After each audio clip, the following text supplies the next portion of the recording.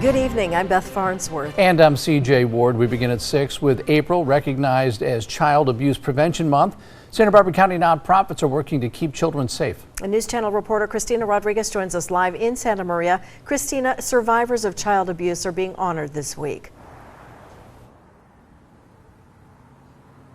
Hey there, Beth and CJ, that's right. Advocates we spoke to today say over 600 people receive victim services in North County alone. Just to give you a perspective about how important it is to have awareness for child abuse prevention.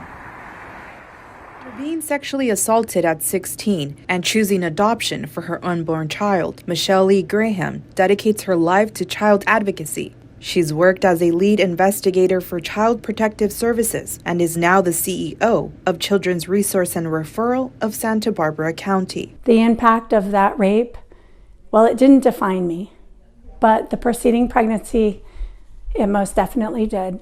Graham says it is vital for people to see the signs of child abuse, from neglect, domestic to sexual assault. We can look for signs that we can be the voice to save lives, to advocate for children and young women and young men who need nothing more but to be heard. In April, advocates honor Child Abuse Prevention Month, designated nationally by the U.S. Many times survivors of sexual violence feel like they're the only one and they feel alone, and we want to make sure that our community knows that no one is alone, and that's why we do the work that we do here in the community. North County Rape Crisis and Child Protection Center is hosting a candlelight vigil in Lompoc Thursday night. Southside Coffee Company is helping to honor victims of child abuse. A lot of people think that they don't even know a survivor of sexual violence, but the truth is we all know one. This is a local health crisis. We've got to have these discussions in order to make a change in the communities that we serve. Executive Director Ann McCarty says only 1 in 10 people come forward after being sexually assaulted, and says she hopes the vigil invites more people to speak up. That's what we want to celebrate tomorrow night, is the resiliency of the survivors that we have supported in our community.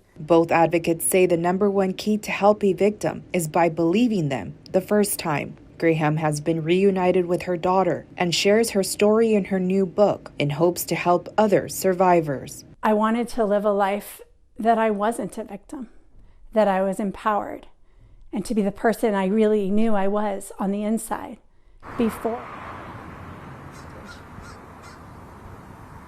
The vigil is open tomorrow night at 6 p.m. at Southside Coffee Company to everyone in the community to learn more and to spread awareness. For now, live in Santa Maria, I'm News Channel reporter Christina Rodriguez.